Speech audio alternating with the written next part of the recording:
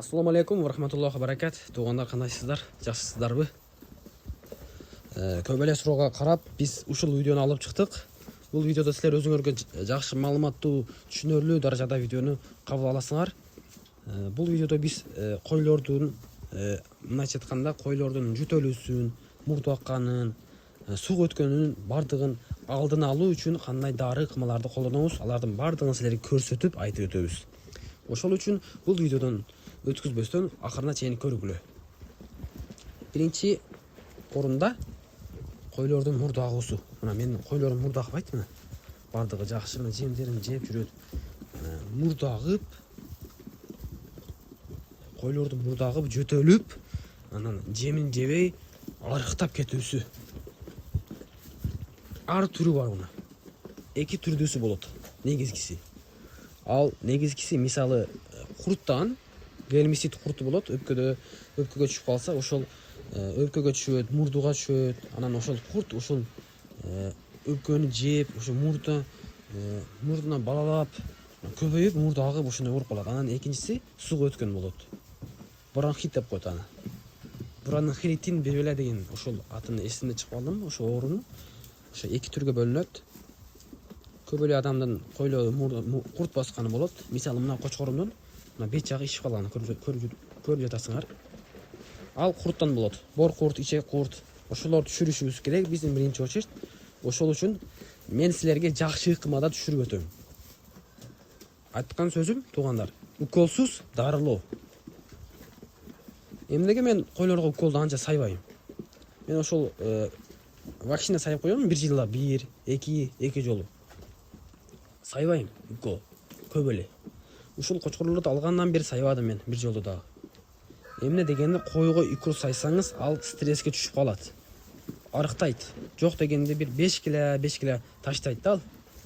Коркуп стресске түшүп таштайт да ошол весин. Анан семирүүсү да секин болуп калат.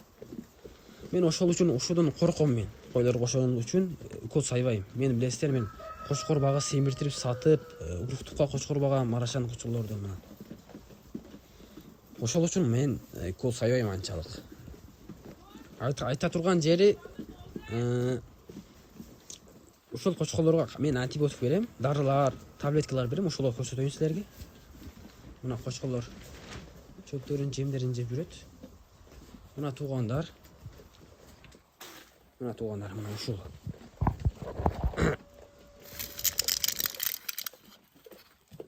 Альбендазол. Ушунун альбендазол билесиздер, мына. Альбендазол өзү мындай болот. Каймак дары деп коет го. Сүйүк дары.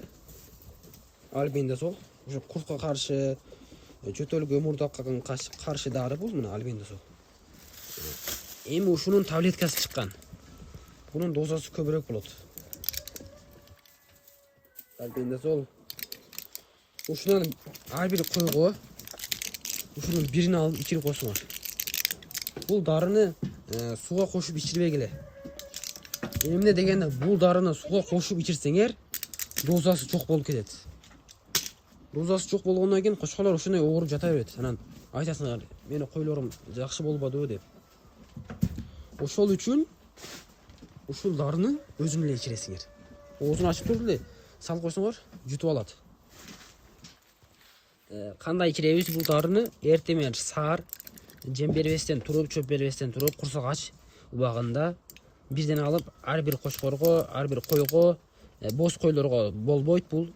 Ургач кой болсо, мисалы боз эмес, ачма кой болсо ичирсеңер болот.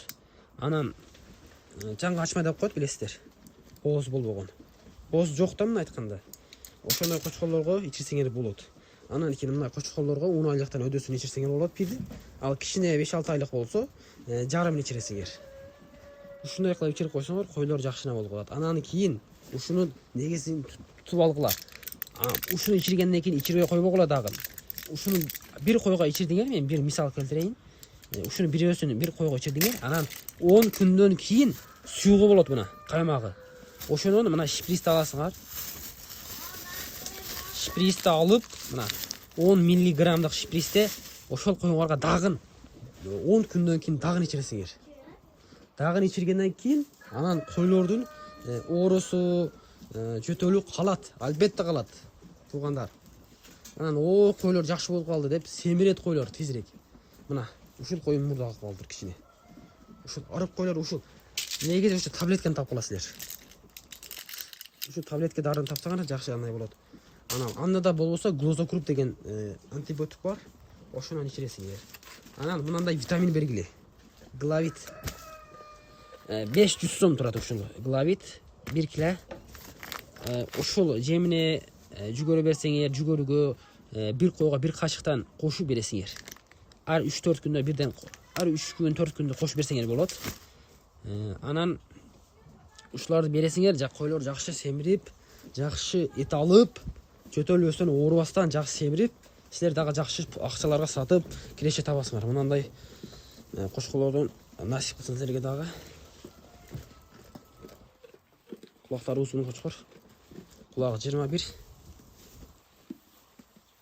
Жакшы кочкор бул дагы. Анан мына кочкорумду афган деп жатам. Афганбы же афган эмеспи? Карагылачы мына кочкор. Жакшы кочкор. Ушундай кочкорлор. Анан албетте тузу турсун. Туз турат, суусу турат. Мына абетки жемин жеп жатат. Ал жогон жейт. Дарыларын, уколдорун өз убагында кылабыз. Анан кой семирип, эт алып, жакшы акчаларга сатасыңар мына. Жон болуш керек кочкор алгандан мындай. Мындай карагыла. Баштары чоң-чоң. Кулактары узун. Гисар парадасындагы кочкор. Кулактары узун кочкорлор. Ушул туугандар, видео ушинтип аяктап калды. Силерден суранычым бар эле. Мага кичине подписаться басып колдоп койгула. Мени көп эле адам көрбөйт, билем. 3000-4000 эле адам көрөт, негативдер көп менде. Жакшы видео албайсың, жакшы сүйлөбөйсүң, катаң көп. Ошондой дейт, негативдерге чоң рахмат, ошондой дегениңер үчүн дагы. Ошентип биздин канал чоңоюп жатат. Ошо негативдер болуп дагы кичине пайдасы тиет бизге. Жазгыла негативдер ошондой. Катачылыгым болсо да жазгыла негативдер. Ал эми түшүнөрлүү адамдар да бар. Түшүнүп калат кичине болсо дагы. Кой оңай дебейин, көңүл ооруп калат деп айтат да. Жакшы мотивациялуу сөздөрдөн жазгыла туугандарым силерге. Силерде кандай суроо кыйнап жатат, ошону жазгыла. Мен бардыгына даярмын, элиме, журтума кызмат кылууга даярмын.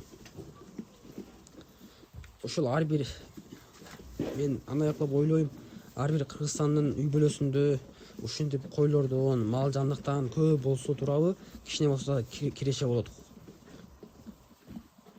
Сиздин 100 000 пулуңуз болсо, ошол 100 000ди сактап койсоңуз, 1 жылдан кийин 100 000 болуп тура берет. Ошого 4-5 кой алып, калганына чөп алсаңыз, аны багып көбөйтсөңүз, жок дегенде 200 000, 300 000 акча болот. Кирешени ойлогула туугандар. Ушинтип силерде балкыла. Сунуш берейин. Чарбада береке бар. Пайгамбарлар бейиштен түшкөн жаныбар, пайгамбарлар баккан берекеси бар жаныбар болуп эсептелет. Туугандар, ассаламу алейкум ва рахматуллахи ва баракат. Тимур